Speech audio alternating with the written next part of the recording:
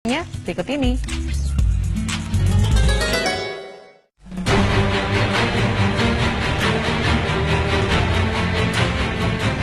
Fenomena Masjid Al-Aqsa.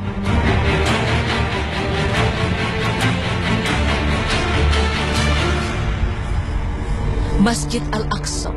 Siapa yang tak tahu masjid yang satu ini? Ya, masjid ini gencar menjadi rebutan orang-orang di Israel. Al-Aqsa, ia juga memiliki peran sentral dalam perkembangan peradaban manusia. Karena sejak dahulu, tempat ibadah ini menjadi tempat tersebarnya syiar-syiar para nabi alaihi assalatu wassalam.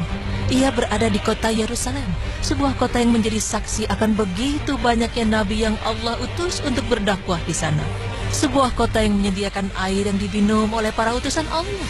Sebuah kota yang menyediakan udara yang mereka hirup. Dan sebuah kota yang menyediakan tanah untuk tempat mereka berpijak, serta merebahkan tubuh mereka yang mulia. Namun, di balik berbagai keutamaan sejarah yang dimilikinya, tidak sedikit umat Islam yang belum mengenal Masjid Al-Aqsa secara dekat. Kali ini, tim Berita Islami masa kini akan mengupas lebih dalam mengenai Masjid Al-Aqsa.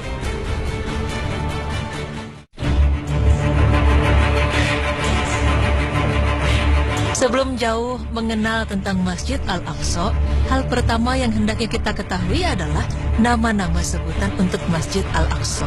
Kata Al-Aqsa artinya adalah jauh.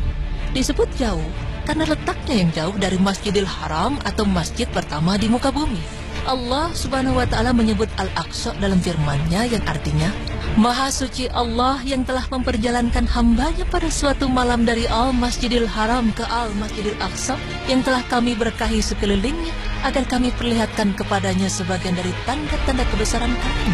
Sesungguhnya Dia adalah Maha mendengar, lagi Maha mengetahui. Quran Surah Al-Isra ayat 1. Nama sebutan lain selain Al-Aqsa yaitu Al-Ardu Al-Mubarakah, yang artinya tanah yang penuh keberkahan. Allah Subhanahu wa Ta'ala berfirman yang artinya, dan telah kami tundukkan untuk Sulaiman angin yang sangat kencang tiupannya, yang berhembus dengan perintahnya ke negeri yang kami telah memberkatinya, dan adalah kami Maha mengetahui segala sesuatu.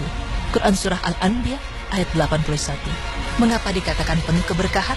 Karena di tempat ini banyak diutus nabi dan rasul. Selain itu Allah Subhanahu wa Ta'ala juga memberkahi penduduknya, tumbuh-tumbuhan dan buah-buahan yang ada di dalamnya. Nama lainnya untuk Al-Aqsa yaitu Baitul Maqdis, yang berarti tempat suci. Dari Zabir bin Abdullah radhiyallahu anhu, Rasulullah sallallahu alaihi wasallam bersabda, ketika orang-orang Quraisy mendustakan aku berdiri di Hijr Ismail, kemudian Allah memperjalankan aku ke Baitul Maqdis. Muttafaqun alaih. Di sini, banyak sekali terjadi kekeliruan mengenai area mana yang disebut Masjid Al-Aqsa. Karena banyak orang menyangka bahwa Masjid Al-Aqsa adalah bangunan yang memiliki kubah berwarna kehitaman atau perunggu. Dan ada pula yang mengatakan bahwa Masjid Al-Aqsa hanya meliputi kubah emas atau Kubatu Sakhrah. Lalu di manakah sebenarnya area-area yang meliputi Masjid Al-Aqsa?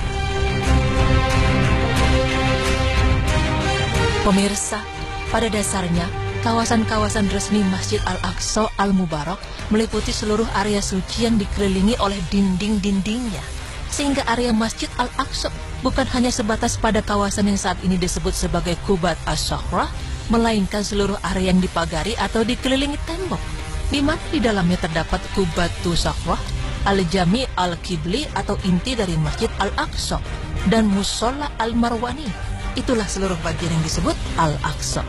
Lalu berapakah luas Masjid Al-Aqsa? Kawasan Masjid Al-Aqsa memiliki luas mencapai 144.000 meter persegi. Area ini menempati 1/6 luas kota Al-Quds lama. Tembok-tembok pembatasnya memiliki panjang sekitar 491 meter di bagian barat, 462 meter di bagian timur, 310 meter di bagian utara, dan 281 meter di bagian selatan. Uniknya, luas Masjid Al-Aqsa ini tidak bertambah dan berkurang dalam kurun sejarahnya. Sungguh berbeda dengan luas Masjid Al-Haram dengan Masjid An-Nabawi yang terus mengalami perluasan hingga saat ini. Lalu, mengapa masjid ini begitu diperebutkan? Apa sajakah sebenarnya keutamaan-keutamaan dari Al-Aqsa tersebut? Pemirsa, tentu semua kita tahu bahwa Ka'bah adalah kiblat bagi orang Muslim. Tapi tahukah Anda bahwa Al-Aqsa lah kiblat umat Islam sebelum Ka'bah Al-Musyarrafah? Ibnu Abbas radhiyallahu anhu mengatakan, dahulu Rasulullah sholat di Mekah dengan menghadap Baitul Maqdis dan Ka'bah beliau posisikan di hadapannya. Setelah 16 bulan dari hijrah beliau ke Madinah, beliau sholat dengan menghadap Ka'bah. Hadis riwayat Ahmad. Keutamaan berikutnya adalah bahwa bagi siapa yang sholat dalam komplek Masjid Al-Aqsa ini, baik di bawah pepohonan yang ada di sana, teras-teras di Qubatus Safwah, atau di Jami Al-Qibli, maka pahala sholatnya akan dilipat gandakan.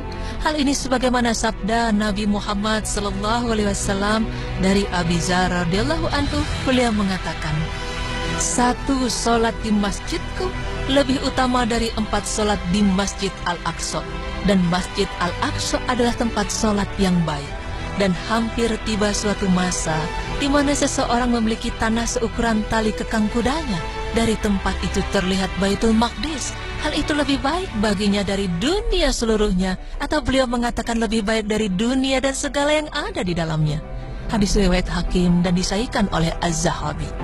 Jadi, jika sholat di Masjid Nabawi setara 1000 kali sholat di tempat lainnya, adapun sholat di Masjid Al-Aqsa setara 250 kali sholat di tempat lainnya.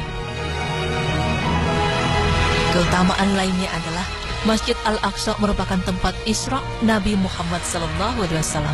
Allah Ta'ala berfirman, Maha suci Allah yang telah memperjalankan hambanya pada suatu malam dari Al-Masjidil Haram ke Al-Masjidil Aqsa yang telah kami berkahi sekelilingnya agar kami perlihatkan kepadanya sebagian dari tanda-tanda kebesaran kami. Sesungguhnya dia adalah Maha mendengar lagi Maha mengetahui. Quran Surah Al-Isra ayat 1. Dan pada momen Isra itulah Nabi Muhammad SAW menjadi imam salat bagi para nabi. Hal ini menunjukkan betapa berkahnya tempat ini. Keutamaan selanjutnya yaitu Al-Aqsa adalah permukaan bumi yang dipilih Allah untuk menjadi tempat landasan dari bumi menuju Sidratul Muntaha atau Mi'raj. Dari Anas bin Malik radhiyallahu anhu, Rasulullah SAW bersabda, dibawakan kepadaku Burak. Ia adalah hewan tunggangan berwarna putih, lebih tinggi dari keledai dan lebih pendek dari bihal. Ada tanda di setiap ujungnya. Beliau melanjutkan, aku mengikat burak itu di salah satu pintu Baitul Maqdis, tempat di mana para nabi mengikat hewan tunggangan mereka. Kemudian aku masuk ke dalamnya dan salat 2 rakaat. Setelah itu aku keluar dari masjid. Lalu Jibril mendatangiku dengan membawa bejana yang berisi khamar dan susu. Aku memilih yang berisi susu. Lalu Jibril SAW berkata, engkau telah memilih fitrah. Setelah itu kami pun mi'raj menuju langit. Hadis riwayat Muslim. Seandainya Allah menakdirkan mi'raj dilakukan dari Masjidil Haram, pastilah Allah mampu melakukannya. Akan tetapi Allah menetapkan agar Rasulullah SAW mi'raj dari Masjid Al-Aqsa agar kaum muslimin tahu kedudukan masjid ini dan agar masjid tersebut memiliki tempat istimewa di hati umat Islam. Masjid Al-Aqsa adalah milik umat Islam karena ia merupakan warisan dari risalah langit yang kemudian disempurnakan oleh ajaran Islam yang dibawa oleh Nabi Muhammad SAW. Syariat Islam juga mengimani para rasul, kitab-kitabnya, dan membenarkan inti dari ajaran para nabi dan rasul tersebut. Sebagaimana firman Allah Ta'ala yang artinya, dan kami telah turunkan kepadamu Al-Quran dengan membawa kebenaran, membenarkan apa yang sebelumnya, yaitu kitab-kitab yang diturunkan sebelumnya, dan batu ujian terhadap kitab-kitab yang lain itu. Quran Surah Al-Ma'idah ayat 48. Keimanan kepada para nabi dan rasul serta kitab-kitab yang Allah turunkan menjadi bagian dari rukun keimanan dalam Islam.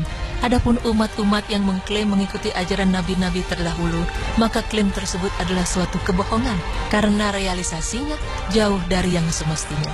Oleh karena itu, orang-orang yang telah mengingkari ajaran-ajaran nabi dan rasul tidak patut mengklaim berhak atas Al-Aqsa.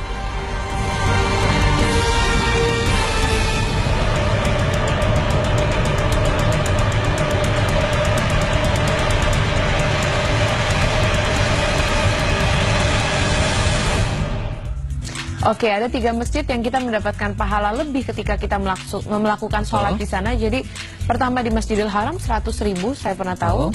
Masjid Nabawi katanya 1.000. Saya baru tahu ternyata Masjidil Aqsa juga mendapatkan kespesialan.